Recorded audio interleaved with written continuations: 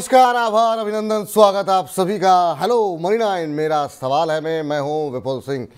हफ्ते का पहला कारोबारी दिन और वीकेंड पे जो खबरों का सिलसिला शुरू हुआ इजराइल फिलिस्तीन को लेकर के, उसका असर अब शेयर बाजार पे देखने को मिल रहा है। हालांकि अगर हम जिस तरह की नेगेटिव शुरुआत हुई थी और जिस तरह के संकेत थे, निचले स्तरों से बाजार में रिकवरी देखने को मिली है, लेकिन हालांकि अभी पिछले कुछ मिनटों में वो फिर से अब बाजार धीरे धीरे करके नीचे जाने की कोशिश करता हुआ, आज के दिन की बात करें तो काफ़ी वॉल्टिलिटी जो है वो बाजार के अंदर देखने को मिली है। 19,539 ये स्तर था जिस पर निफ्टी खुला। 519,588 ये आज का दिन का उच्चतम स्तर रहा, लेकिन जो आज का इंट्राडे लो रहा उसमें हमने देखा कि 19,500 टूटता हुआ निफ्टी ने देखा है। अभी जो है अब फिर से एक बार निचले स्तरों की तरफ जाने की कोशिश करता हुआ 19,512, अभी भी 19,500 के ऊपर इस समय निफ्टी ट्रेड करता हुआ 141 अंकों की गिरावट इस समय निफ्टी में देखने को मिल रही है। करीब 0.25% नीचे इस समय कामकाज कर रहा है। एडवांस डिक्लाइन रेशियो पर भी हम देख रहे हैं भालुओं का ही कब्जा है। महज 7 शेयर निफ्टी में ऐसे हैं जो कि बढ़त के साथ कामकाज कर रहे हैं और 42 शेयरों में गिरावट देखने को मिल रही है। पहले रूस यूक्रेन, अब हम देख रहे हैं कि फ़िलिस्तीन इजराइल, इन तमाम स्थितियों का जो दुनिया भर के संकेत हैं उसका असर भारतीय शेयर बाज़ारों पर किस तरीके से पड़ेगा, आगे किस तरह की स्ट्रेटजी अपनानी चाहिए, इस पर बातचीत करेंगे, आपके प्रश्नों के उत्तर देंगे। बजिंग स्टॉक के जरिए खबरों वाले शेयरों में एक्शन क्या देखने को मिल रहा है, आपको क्या करना चाहिए, ये भी समझेंगे। और साथ ही में आखिर में वाह क्या IPO है, हमारा खास सेगमेंट, और चुन चुन के मैं आपको बताएंगे कि आखिर में आपकी स्ट्रेटजी होनी क्या चाहिए, अभी भी किन चुनिंदा शेयरों में आप निवेश कर सकते हैं। लेकिन सबसे पहले आपको रूबरू कराते हैं आज के हमारे खास मेहमान से।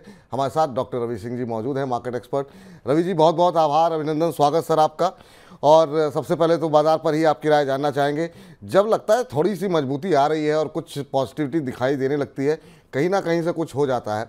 अब इजराइल फिलिस्तीन एक मुद्दा बना हुआ है और जिस तरीके से इजराइल के ऊपर पहले अटैक किया गया और अब रिटेलिएशन जिस तरीके से इजराइल का आ रहा है, और कह रहे हैं कि ये कोई सैनिक कार्रवाई नहीं है बल्कि एक तरीके से युद्ध है। इस युद्ध का क्या असर आप देख रहे हैं, क्योंकि यहाँ पर भी एक तरीके से भारत, अमेरिका, कनाडा समेत तमाम देशों ने इजराइल पर हुए हमले की निंदा की। इस पर आपकी टिप्पणी और बाजार को लेकर के अभी क्या करना चाहिए?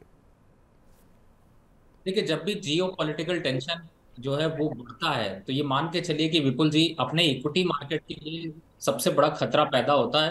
और साथ ही साथ आपके गोल्ड मार्केट में जो है वो बढ़त के कारोबार देखने शुरू हो जाते हैं। तो जो स्ट्रैटेजिक लिहाज है उसमें अगर देख, थोड़ा सा दूरी यहाँ पर बनाकर रखनी चाहिए, थोड़ा पीछे हटना चाहिए। बहुत ज्यादा अग्रेसिव ट्रेड नहीं लेने चाहिए, थोड़ा पुट एक्टिविटी यहाँ पर बढ़ानी चाहिए। निफ्टी के लेवल्स की बात करें तो मुझे ऐसा लगता है कि जो 19,508 लेवल हैं, ये अभी 19,000 के आसपास के लेवल मिल सकते सर, हैं अब। आपकी आवाज़ बीच बीच में रुक जा रही है सर। बीच बीच में वो स्पष्टता नहीं आ रही है, लोगों को शायद पता नहीं समझ में आ रहा होगा कि नहीं, तो इसलिए मैंने सोचा कि एक बार आपको करेक्ट कर दें। तो आप चाहें तो थोड़ा सा आप अपनी बातों को आप दोबारा रख सकते हैं। विपुल जी, आपके पीछे से मुझे आपके जो टीम बैठी है उसकी भी आवाज आ रही है। तो शायद अच्छा अच्छा मेरे अच्छा। ख्याल से तो मैं चाहूँगा इसको जरा करेक्ट कर दें, क्योंकि इससे पहले भी एक कार्यक्रम के दौरान बाद में हमारे एक्सपर्ट ने कहा कि जो हमारी PCR की टीम है उनकी आवाज़ें काफ़ी ज़्यादा तक पहुँचती हैं वहाँ पर। चलिए ठीक है सर, अब आपको नहीं आएगी सर, अब आप बोल सकते हैं सर जी। ये बिल्कुल मैं समझ रहा हूँ, क्योंकि आईपीओ की आपकी तैयारी चल रही है और पीछे से मुझे उन्हीं की आवाज आ रही है कि यहाँ पर आगे। एनीवे, फिलहाल अभी मार्केट में देखिए, मैं यही बार बार कोशिश कह रहा हूँ कि अभी मार्केट में ये डाउन ट्रेंड जो है वो थोड़ा सा बढ़ सकता है और 19,300 से 200 के लेवल आपको देखने को मिल सकते हैं। तो बहुत अग्रेसिव ट्रेड मत करिए। नीचे की पुट साइड को जो है वो थोड़ा सा आप होल्ड करके रखें या पुट साइड की बाइंग की तरीके से स्ट्रैटेजी बनाएं। अब इसी बीच में देखिए, अभी जो मार्केट चल रही है इसी में मैं आपको एक स्ट्रैटेजी यहां पर अगर देने की कोशिश करूं तो मुझे ऐसा लगता है कि बेस्ट है कि इस समय हाई वोलेटिलिटी है, आप निफ्टी के कॉल पुट दोनों की राइटिंग करके आज के दिन और कल के दिन के लिए रख सकते हैं और आपको ये मुनाफा दे सकता है। नोट कर लीजिए प्राइसेस, मैं बता देता हूं जिससे कि एक एक बढ़िया ट्रेड हो जाए। पहला, 19,500 का कॉल इस समय चल रहा है लगभग 100 रुपए के पास, पुट चल रहा है 75 रुपए के पास। दोनों का टोटल करिए, हो गया 175 रुपए। अब इन दोनों को आप कर लीजिए सेल। ये करंट एक्सपायरी में जैसे ही आपका थर्सडे आएगा, यानी 2 ही दिन के बाद, आपको 3 दिन के बाद आपको पहले ही प्रॉफिट देना शुरू कर देगा। तो ये आज और कल में आपको 30 पॉइंट यहां पर सेफ दे सकता है, 30 से 40 पॉइंट तक। और इस पे आप ट्रेड ले सकते हैं। निफ्टी में गिरावट के साथ जो बार बार बढ़त आएगी उसमें आपको ये दोनों प्रीमियम मिल जाएंगे। मैं रिपीट कर देता हूँ, 19,500 की कॉल 100 रुपए 98 रुपए के पास हो गई है, इसको सेल करके चल सकते हैं। पुट, साथ ही पुट दोनों कॉम्बिनेशन सेम सेल करिएगा, एक मत करिएगा। और इसी में 19,500 की पुट 75-76 रुपीज पे सेल करके चलिए, दोनों का टोटल बना लीजिए, आता है 170 से 180 के बीच में। स्ट्रेटजी आप अप्लाई कर दीजिए। अब स्टॉप लॉस इसको कैसे रखना है, जो टोटल किया आपने वो आ रहा है 170 रुपए फॉर एग्जाम्पल, तो स्टॉप लॉस 30 पॉइंट का डाल दीजिए, यानी कि 200 रुपए दोनों का टोटल अगर हो जाए तो पोजीशन एग्जिट करनी है, नहीं तो पोजीशन चलने दीजिए। टारगेट पहला होगा 100 रुपया, यानी कि यहां से 70 रुपया नीचे आपको मिलेगा 80, और जो नेक्स्ट टारगेट होगा वो 80 रुपए का। लेकिन मुझे लगता है 50-60 के बाद तो कोई रुकता नहीं है, तो यही करिएगा, बुक कर लीजिएगा। चलिए, तो ये जो स्ट्रेटजी आपको बताई गई है ऑप्शन स्ट्रेटजी, इसको फॉलो कर सकते हैं आप, और इसको फॉलो करके आप कमा सकते हैं। लेकिन हाँ, जो स्टॉप लॉस वगैरह बताए गए हैं उसका अवश्य ध्यान रखिएगा। चलिए, इस बीच काफ़ी सारी टिप्पणियां जो है हमारे यूट्यूब के जो चैनल है उस पर आ रही हैं। अनुज वर्मा जी कह रहे हैं, Vipul sir ji and doctor Ravi sir ji, good afternoon, very miss you both of you sir. चलिए सर, हम भी आप लोगों को बहुत मिस करते हैं, आप लोगों के प्रश्न आते हैं, बहुत अच्छा लगता है। इसके अलावा प्रतिमा कुमारी जी कह रही हैं, नमस्कार सर जी। नमस्कार प्रतिमा जी। और सकीम अजमल साहब कह रहे हैं, sir good afternoon, Ravi sir good afternoon, very good afternoon Sakim साहब। और आप सबके प्रश्न भी लेते हैं। सबसे पहले जरा प्रतिमा जी का प्रश्न ले लेते हैं। अदानी विल्मर के ऊपर इनका प्रश्न है, 300 शेयर इन्होंने लिए हुए हैं और इनकी खरीद का भाव है 380 रुपये। अब ये जानना चाह रही हैं कि अब अभी इन लेवल्स के ऊपर क्या करना चाहिए। तो अदानी विल्मर अगर हम अभी देखें तो ये जो भाव चल रहा है अदानी विल्मर का, वो अभी चल रहा है करीब 336 के आसपास, 337 के आसपास। आज हम देख रहे हैं दबाव है करीब 3.5% के आसपास की गिरावट यहाँ पर देखने को मिल रही है। सर, क्या सलाह रहेगी? इनकी खरीद का भाव 338 रुपये के आसपास है, अभी जो है 380 रुपये, माफ़ कीजिएगा, 336 पे आ चुका है, नुकसान में है, नज़रिया इन्होंने मेंशन नहीं किया है। देखिए, इसमें तो मैं स्ट्रैटेजी यही करूंगा विपुल जी की 320 रुपए के जब तक क्लोजिंग नहीं आती तब तक स्टॉक को एग्जिट करने की जरूरत नहीं है। और वैसे भी इसमें वोलेटिलिटी ज्यादा होती है, इसलिए आपको थोड़ा डाउन दिखाई दे रहा है, बट मुझे लगता है आपको पोजीशन होल्ड करनी चाहिए और जल्दबाजी मत करिए काटने की। विपुल जी, एक अपडेट भी यहाँ पे दे देता हूँ। पिछले वीक हमने एक स्ट्रैटेजी आपके साथ डिस्कस करी थी, अगर आपकी परमिशन हो तो। नहीं नहीं, बिल्कुल सर, बिल्कुल, जी जी जी जी।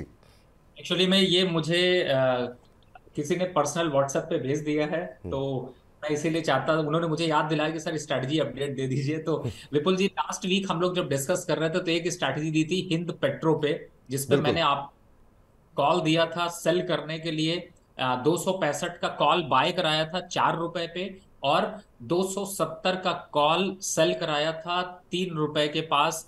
और उस ट्रेड में आज 2 हफ्ते के लिए ट्रेड दिया था, 1 हफ्ता बीत चुका है, आपको 2500 रुपए आ रहे हैं। लेकिन बुक नहीं करना है, ये मत करिए, करिए कोशिश कि बुक कर लीजिए, वेट करिए, अभी कभी तो प्रॉफिट बढ़ेगा सर। 18,000 तक प्रॉफिट लेना है तो अभी इस समय कॉल का प्रीमियम चल रहा है 2 रुपए, पुट का प्रीमियम 265 की कॉल का प्रीमियम चल रहा है 2 रुपए 15 पैसे, और जो आपकी 270 की कॉल है वो 1 रुपए 50 पैसे। प्रॉफिट और बढ़ेगा, प्रॉफिट आने दीजिए, 7-8 हजार के आसपास आता है तब बुक करने की सोचिएगा। 2-3 दिन अभी इसको और कैरी करिए, जल्दबाजी मत करिए। इसलिए आप लोगों ने अगर ये पोजीशन बनाई है तो प्लीज होल्ड करें। चलिए, तो ये पोजीशन बनाई हुई है, तो अभी आप यहाँ से निकलना नहीं है, इसको अभी होल्ड करने की ही सलाह यहाँ पर निकल करके आ रही है। चलिए, सकीम अजमल साहब का सवाल ले लेते हैं। अजमल साहब कह रहे हैं कि सर, पोर्टफोलियो रेड की पोजीशन में आता हुआ दिखाई दे रहा है, क्या पोजीशन हल्की कर दें या पोजीशन के साथ बने रहें? तो अब पोर्टफोलियो में आपने शेयर कौन से ले रखे हैं सर, ये तो रवि जी को पता नहीं है। अब अगर अच्छे शेयर होंगे तो हो सकता है वो सलाह दें कि बने रहिए। विपुल जी, आवाज कट गई। अब आ रही है सर? आपको सब आवाज़ आ रही है?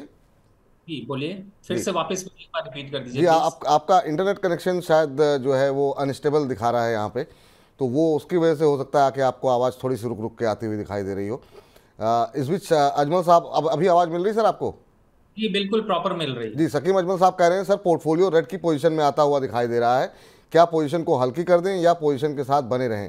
तो मैं यही कह रहा था कि जब अभी पोजीशन कौन कौन से शेयरों में है ये तो पता नहीं है, लेकिन बहुत सारे लोग अभी जो पैनिक देखने को मिल रहा है उसमें क्या करना चाहिए, जिनका पहले से पोर्टफोलियो बना हुआ है? अगर लॉन्ग टर्म व्यू है तो क्या बने रहें, या फिर आपको लगता है कि नहीं, अभी थोड़ा लॉस बुक कर लेना चाहिए?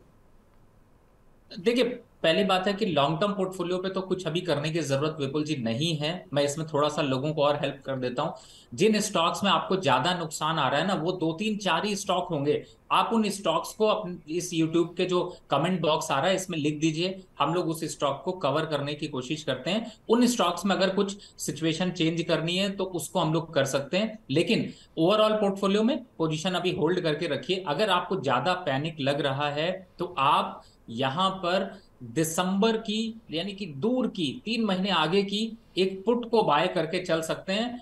और अगर आपका पोर्टफोलियो, फिर से सुन लीजिए, मैं बहुत क्लियरली बोल रहा हूं, बाद में नहीं कहिएगा कि मुझे फंसा दिया, ऐसा हो गया। 1 करोड़ का अगर आपका पोर्टफोलियो एक्सपोजर है, फिर से सुन लीजिए, 1 करोड़ का अगर पोर्टफोलियो एक्सपोजर है तो दूर की लॉन्ग टर्म, कब की, दिसंबर की जाके पुट को बाय कर लीजिएगा।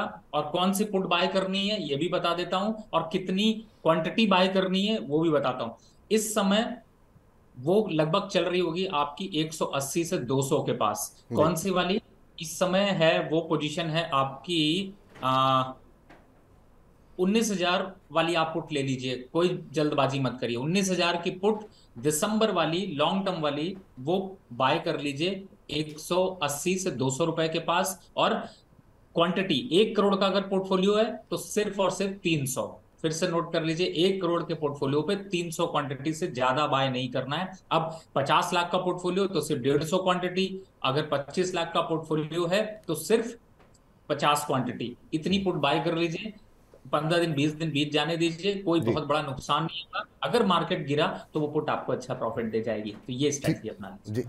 चलिए आगे बढ़ते हैं और अगले दर्शक का प्रश्न लेते हैं। और वंदना जी का प्रश्न है, वंदना जी कह रही हैं कि आईडीएफसी फर्स्ट बैंक के बारे में को लेने पे का वो सोच रही हैं, लेना चाह रही हैं, और कह रही हैं कि मेरा नज़रिया जो है वो 5 साल का नज़रिया है। तो 5 साल के नज़रिए के साथ इस गिरावट में उनको लग रहा है कि शायद खरीदारी का मौका है। आज 1.5% के आसपास की गिरावट देखने को मिल रही है। 90 रुपये के आसपास ये शेयर अभी चलता हुआ, हालांकि एक मूव जरूर सर जो है, अगर पिछले महीने छोड़ दें तो काफ़ी शानदार मूव रहा है। पिछले 6 महीने में 66% के आसपास का रिटर्न दिया है शेयर ने। क्या अभी खरीदारी कर सकते हैं? 5 साल का नज़रिया है। बहुत अच्छा मौका है। बिल्कुल आपने सही डिसीजन लिया है। 5 साल के नजरिए से जितनी गिरावट आती है उन पे खरीदारी करिए। अभी इस समय चल रहा है 90 रुपए के पास, सॉरी। और आप बाय कैसे करिएगा, इसको स्ट्रैटेजी बना लीजिए। अभी जो गिरावट आई है वो थोड़ी बढ़ेगी, तो स्टॉक भी, आप 90 रुपए का चल रहा है, इसको बाय कर लीजिए यहां पर 40% पोजीशन। फिर से नोट कर लीजिए, 100 रुपए निवेश करना है, 40 रुपए पे बाय कर, 40%, 40 रुपए का बाय कर लीजिए। वापस यहां से जैसे ही 85 का लेवल आता है, बाकी 50% पोजीशन फिर बाय कर लीजिए और छोड़ दीजिए। 5 साल बाद ये आपको बेहतरीन रिटर्न देगा। उम्मीद है कि 22% एवरेज ऑन रिटर्न आपको मिलेगा ईयरली के हिसाब से। तो लॉन्ग टर्म स्ट्रैटेजी के लिए इस हिसाब से पार्शियली बाय करिए। जल्दबाजी क्या है, थोड़ा सा आज ले लीजिए, थोड़ा बहुत और नीचे आता है तो ले लीजिएगा, नहीं तो दूसरे स्टॉक पे बाकी 50% निवेश कर देंगे। बट 5 साल के लिए आपको मौका मिलेगा। जी। चलिए इस बीच जो है चलते हैं अगले दर्शक के पास। मोहित हमारे साथ जुड़ चुके हैं प्रश्न पूछने के लिए। मोहित जी नमस्कार। नमस्कार जी। नमस्कार मोहित जी, कैसे हैं, कहाँ से बोल रहे हैं? बढ़िया जी, लुधियाना से बोल रहा हूँ। लुधियाना से। चलिए जी बताइए, क्या आप पूछना चाह रहे हैं सर आप? डेल्टा कॉर्प में क्या इन्वेस्ट कर सकता हूँ 2 साल के लिए? जैसे उसका बिरला GST कॉर्प? स्लैब तो भी चेंज। हाँ जी। अच्छा अच्छा। तो कोई खास वजह रही कि मतलब आपने जो आइडेंटिफाई किया बिरला कॉर्प को 2 साल के लिए निवेश करने के लिए? नहीं, delta Corp, delta. Delta Corp में? सर आप डेल्टा कॉर्प में रवि जी से ही पूछते हैं, क्योंकि डेल्टा कॉर्प में काफ़ी सारी खबरें हैं और उन खबरों के चलते पिटाई हुई, फिर आज हम देख रहे हैं थोड़ी सी रिकवरी यहाँ पर आती हुई दिखाई दी है। लेकिन जिस तरीके से गेमिंग इंडस्ट्री को लेकर के कंसर्न हैं, और वो अभी लगता नहीं है कि इतनी आसानी से आपके लिए, मतलब इतना आसान नहीं होगा। बाकी पूछते हैं रवि जी क्या सलाह दे रहे हैं। रवि जी फंडामेंटल्स और टेक्निकल दोनों नज़रिए से परखते हैं। रवि सर कैसे देख रहे हैं आप डेल्टा कॉर्प को, और यहाँ पर ये लॉन्ग टर्म के लिए डेल्टा कॉर्प में निवेश करना चाह रहे हैं? अभी हाल फिलहाल में नोटिस आया था जीएसटी को लेकर के, कंपनी के ऊपर दबाव देखने को मिला था। उसके बाद से अब 1 तारीख से हमने देखा कि जो है अब यहाँ पर जो है 28% जीएसटी ऑनलाइन गेमिंग पे हो गई है, उसका भी नेगेटिव असर देखने को मिला। आपकी राय डेल्टा कॉर्प पे क्या है? देखिए विपुल जी, दो चीजें हैं। पहले तो आपको मैं बताऊं कि कल इस सैटरडे एक मीटिंग थी जीएसटी काउंसिल की, जिसमें साफ मना कर दिया कि डेल्टा कॉप या इस टाइप के जीएसटी पे कोई छूट नहीं मिलने वाली है, और वो पे करना ही पड़ेगा। सरकार बहुत सख्त है। दूसरी तरफ है कि आज आपको स्टॉक 3% से 5% बढ़ा हुआ है, तो ये आखिरी सांसें ले रहा है सर, दिया बुझने से पहले बड़ा फड़फड़ाता है, वही हाल है। अब हो क्या गया है कि आप देखिए, इस पे अगर याद हो विपुल जी, तो आपने इसका जब सवाल पूछा था तो मैंने कहा था 180 आएगा तब सोचेंगे। 180 छोड़िए, 140 आ गया।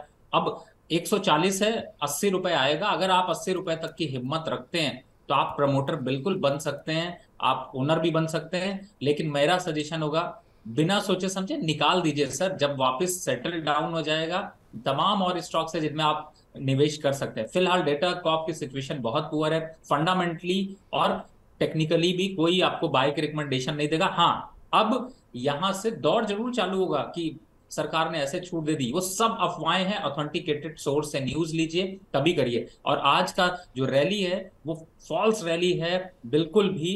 तो मुझे लगता है कि आपको कोशिश करनी चाहिए इससे निकल जाने की। निकल जाएंगे, दूसरे स्टॉक में निवेश करेंगे, ज्यादा रिटर्न कमाएंगे, टेंशन फ्री रहेंगे। चलिए, इस बीच जो है कुछ एक और दर्शकों के प्रश्न आ रहे हैं, और इस बीच मोटो जोशी जी कह रहे हैं आप मेरा सवाल नहीं लेते, हम आपके रेगुलर दर्शक हैं। सर लेते हैं, सबके सवाल लेंगे, लेकिन धीमे धीमे एक एक करके ही हो पाएंगे। टीसीएस की इन्होंने कॉल ऑप्शन लिया हुआ है सर, 3700 की कॉल ली हुई है टीसीएस की, और फेडरल बैंक की इन्होंने अक्टूबर में 150 की कॉल ऑप्शन फेडरल बैंक की ली हुई है। अब ये कह रहे हैं, या ली हुई है या लेना चाहते हैं, इन्होंने मेंशन नहीं किया, कह रहे हैं इन दोनों में से बेहतर कौन है, टीसीएस की 3700 की कॉल या फेडरल बैंक की 150 की कॉल ऑप्शन। यहाँ पर अब ये टीसीएस को लेकर के आज मोमेंटम बना हुआ है, इसको हम बजिंग स्टॉक्स में अभी थोड़ी देर में डिस्कस करेंगे डिटेल में। लेकिन सर इन दोनों में से अगर चुनना हो तो आप किसे चुनेंगे? तो दोनों नहीं चुनूंगा, दोनों ही बेकार हैं। इसलिए बेकार हैं क्योंकि आप टाइम वैल्यू को पहचान नहीं पा रहे हैं। अगर आप बाय करके चलते, बाय करने की बात है तब तो बिल्कुल मना है। हाँ, अगर 150 के आप फेडरल बैंक की कहते सेल करनी है, तब तो एक बार को सोचा भी जाता, लेकिन सेल करने के लिए कुछ बचा नहीं, 2 रुपए का प्रीमियम है। तो मुझे लगता है कि ऑप्शन ट्रेड यहाँ पर बहुत रिलायबल नहीं है। दूसरी तरफ है, पुट की तरफ के लिए सोचिए। इस समय कॉल बाय करने की गलती मत करिए। मार्केट में थोड़ा सेलिंग प्रेशर है, चाहे वो आप फेडरल बैंक देख रहे हो, टीसीएस देख रहे हो, एसबीआई देख रहे हो, कोई भी यहाँ पर बहुत ज्यादा कॉन्फिडेंस नहीं दे रहे हैं। तो सर सजेशन होगा, आज के दिन कॉल बाय करने से तो बिल्कुल बचिए। रही बात, आपने टीसीएस की बात करी है, टीसीएस में विपुल जी इन्होंने मेंशन किया है कौन सी कॉल बाय करना चाहते हैं? ये 3700 की कॉल कह रहे हैं अक्टूबर 3700। की जी। देखिए, 3700 की कॉल इस समय 62 रुपए चल रही है। स्टॉक का प्रीमियम, स्टॉक जो है वो 3652 चल रहा है। और मुझे लगता है कि इन लेवल्स पे 3700 पे रेजिस्टेंस आ जाएगा, तो ये 62 रुपए का प्रीमियम 3 दिनों में गल के वापस 30 रुपए की तरफ पहुंच जाएगा। सर मैं सजेशन नहीं दूंगा। तो सजेशन नहीं है सर आपके लिए, ये फिलहाल राय है, अभी कॉल ऑप्शन लेने से बचें, बाजार की स्थिति जब तक स्पष्ट नहीं होती है। और वैसे भी 2 दिन बाद कंपनी के नतीजे आने वाले हैं। नौसुबा खातून जी कह रही हैं, very good afternoon sir. Good afternoon Nausuba ji, कैसी हैं आप? और कह रही हैं कि what is the view about price of crude oil. तो कच्चे तेल को लेकर के इनका सवाल है, और कच्चे तेल में हमने देखा कि जो उम्मीद लग रही थी अब कच्चा तेल ठंडा हो रहा है, भारत के लिए अच्छा होगा, लेकिन तब तक इजराइल फ़लस्तीन इजराइल के बीच में जो युद्ध चला उसके चलते हमने देखा 3% का उछाल देखने को मिला है सर कच्चे तेल की कीमतों में। इस उछाल को आप कितना ज़्यादा सस्टेनेबल देख रहे हैं भविष्य के लिए, अगर ये युद्ध जो है वो थोड़ा लंबा खिंचता है तो? देखिए विपुल जी, अगर युद्ध खींचेगा तो ये इससे ज्यादा बड़े लेवल दिखाई देंगे। 8500, 8500 तक के लेवल दिख सकते हैं। और वैसे भी दिसंबर तक में इसका 7700 तक जाता हुआ नजर आएगा, क्योंकि डिमांड दिसंबर में बढ़ जाती है। तो आपके लिए यही होगा कि आप बिल्कुल अगर बाय पोजीशन में हैं बने रहिए। नहीं बाय किया है तो बाय कर भी लीजिए, क्योंकि थोड़ा सा लंबा व्यू रखिए। 7500 के आसपास लेवल आएगा तो इसी प्रोग्राम में थैंक यू भी लिखिएगा, और एक बार वापस एप्रिसिएशन भी दीजिएगा।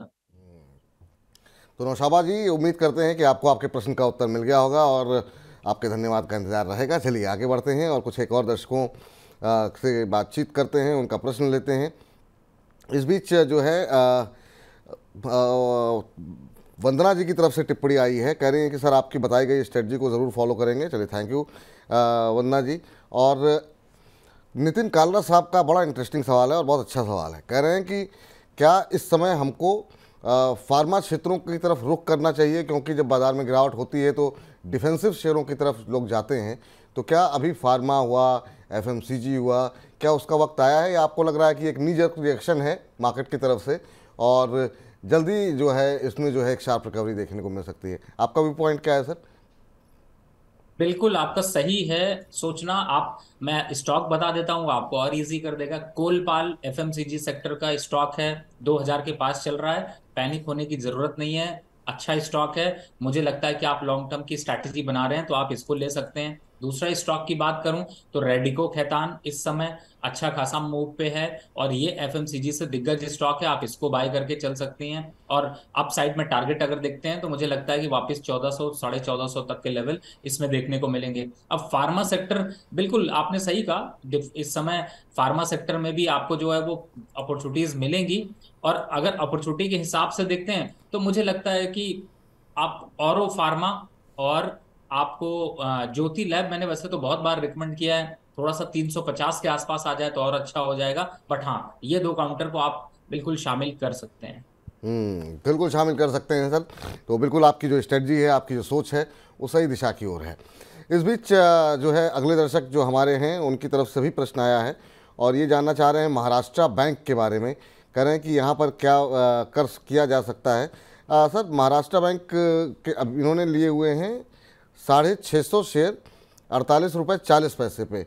अभी हम देख रहे हैं कि 45 रुपये 90 पैसे का स्तर देखने को मिल रहा है, 5.5% नीचे है। और सारे पीएसयू शेयरों में आज जो है ज़बरदस्त सेलिंग देखने को मिल रही है। एक अच्छी खासी रैली के बाद आज हम देख रहे हैं कि सारे बैंक बुरी तरह टूट रहे हैं। आपकी क्या सलाह रहेगी खासतौर से स्पेसिफिकली बैंक ऑफ महाराष्ट्र पे, और ओवरऑल पीएसयू बैंक्स पे आपका व्यू क्या है? सर ये तो खरीदने के लेवल्स हैं, 45 40 42 इन सब लेवल्स पे खरीद लीजिए, इससे ज्यादा नीचे है नहीं। और ये अच्छी अपॉर्चुनिटी है गिरावट पे फायदा उठाने के लिए। पैनिक होने की कोई जरूरत नहीं है। मैंने बताया पहले भी कि मार्केट में दो लेवल्स ध्यान रख लीजिए, 19,200 आएगा, और अगर 19,200 के नीचे टूटा तो 18,800। ये दो लेवल आपको याद रखने। इन लेवल्स तक आते आते थकान मार्केट की खत्म हो जाएगी, फ्रेश रैली के लिए तैयार हो जाएगा। तब आपको अच्छे अच्छे स्टॉक्स मिलते रहेंगे, लेकिन तब तक आपको थोड़ा पेन रहेगा। थोड़ा मार्केट में एंजॉय करिए, धीरे धीरे ट्रेड करिए, ज्यादा पैसा इकट्ठे एक बार में मत लगाइए, और इस स्टॉक को होल्ड करके रखिए।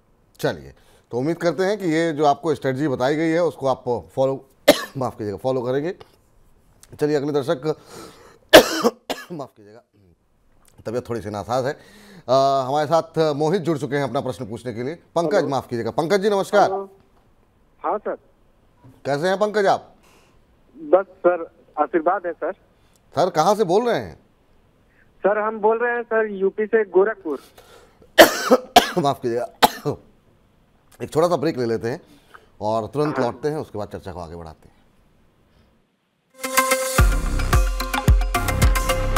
जानना है तो देखिए, समझना है तो सुनिए, सीखना है तो खेलिए, और खरीदना है तो पूछिए। पैसे का सवाल है तो जवाब मनी 9, आजादी पैसे की।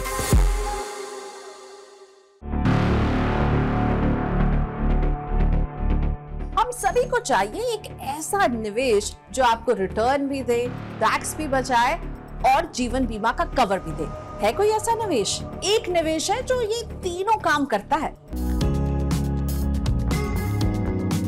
ये सब समझना है तो देखिए चैन की सांस केवल मनी 9 पर। और पर्सनल फाइनेंस की खबरों से अप टू डेट रहना है तो मनी 9 के ऐप को जरूर डाउनलोड करें।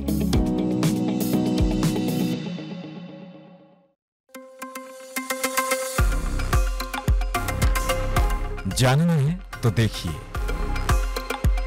समझना है तो सुनिए, सीखना है तो खेलिए, और खरीदना है तो पूछिए। पैसे का सवाल है तो जवाब मनी 9, आजादी पैसे की।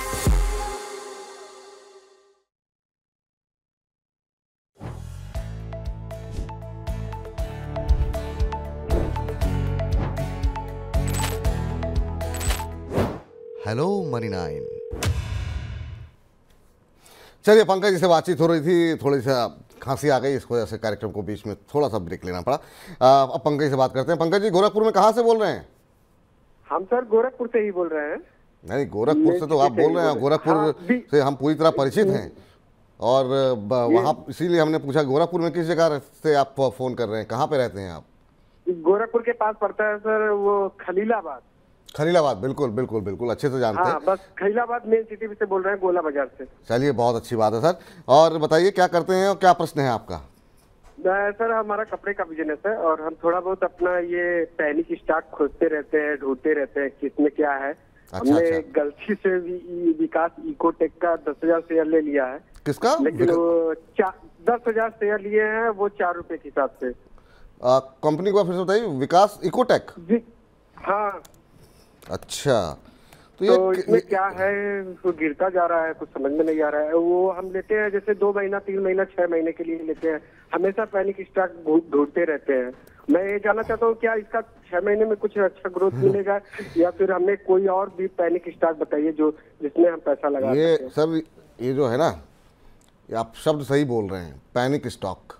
ये जो है आपके लिए पैनिक ही क्रिएट करेगा हमेशा, इस तरह के स्टॉक्स जो हैं। और कोशिश ये कीजिए कि 4 पैसे कम मिलें, लेकिन वो जो है आपको सुकून दें कम से कम। अब आप बताइए कि आपने 10,000 शेयर ले रखे हैं, किस भाव में बताया आपने? 4 रुपया। 4 रुपये। चलिए खैर, अभी तो ज़्यादा नुकसान नहीं है, 40 पैसे का ही नुकसान है। 3 रुपये 60 पैसे का भाव अभी देखने को मिल रहा है, 4.5% के आसपास की गिरावट है। बहुत पेनी स्टॉक्स में, बहुत छोटे शेयरों में, जिसको ना एनालिस्ट ट्रैक कर रहे हो, ना उसके फंडामेंटल्स के बारे में डिटेल पता हो, ऐसे शेयरों में पैसे रिटेल इन्वेस्टर को तो कभी नहीं लगाने चाहिए। कोशिश करनी चाहिए, ताकि अभी आप 4-5 शेयरों में चर्चा होगी इसी कार्यक्रम के अंत में। वहाँ भले ही आपको लगता हो कि ये सस्ते हैं, पर ये हो सकता है 1-2 जगह आपको काफ़ी बड़ा मुनाफा मिल गया हो, लेकिन बहुत जगहों पर वो सारे मुनाफे गायब भी कर देगा। पूछते रवि जी से, वो क्या सलाह दे रहे हैं। रवि सर, क्या सलाह रहेगी? कह रहे हैं कि एक में तो 40 पैसे गंवा रहे हैं, दूसरे के लिए ढूंढ रहे हैं कि पैनिक स्टॉक कौन सा है जहाँ पे मतलब जो है और अच्छा इनको परफॉर्मेंस देखने को मिले। आपकी सलाह क्या रहेगी इनके लिए? देखिए, इनसे एक रिक्वेस्ट होगी, पेनी स्टॉक सेलेक्ट करने का तरीका बहुत ही डिफरेंट होता है और बहुत ही पैनिक सिचुएशन क्रिएट हो सकती है, आपको बहुत नुकसान भी हो सकता है। और मैंने विपुल जी एक अभी यूट्यूब पे अपने प्रोग्राम शेयर भी किया था, पेनी स्टॉक्स ने किस तरीके से स्टॉक में फंसते हैं लोग, आप लोग जाकर देख भी सकते हैं। लेकिन बट फिर भी आज का जो ये प्रोग्राम है, इसमें आज जो चुन चुन के स्टॉक है, उसमें मैंने कोशिश करी है 5 रत्न ढूंढने की, और 5 रत्न में से 3 रत्न ऐसे हैं जो कि पेनी स्टॉक्स की सिचुएशन से आते हैं, लेकिन फंडामेंटली काफी स्ट्रांग है। तो पहली बात है कि आपको उन स्टॉक्स के लिए थोड़ा सा वेट करना चाहिए। दूसरा, पेनी स्टॉक्स में देखिए सर, प्रमोटर जो है वो सबसे ज्यादा अहम रोल अदा करता है।